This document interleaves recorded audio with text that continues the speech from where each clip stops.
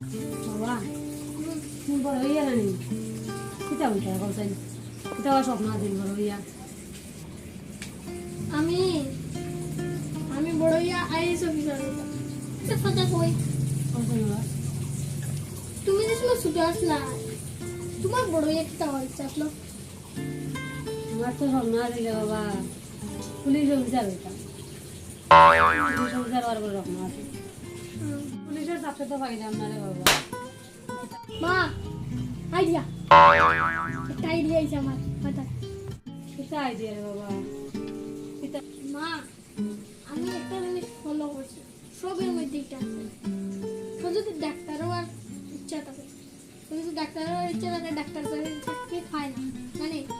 ডাক্তারি চাকরি খায় না যে তারা প্রাইভেট হসপিটাল আর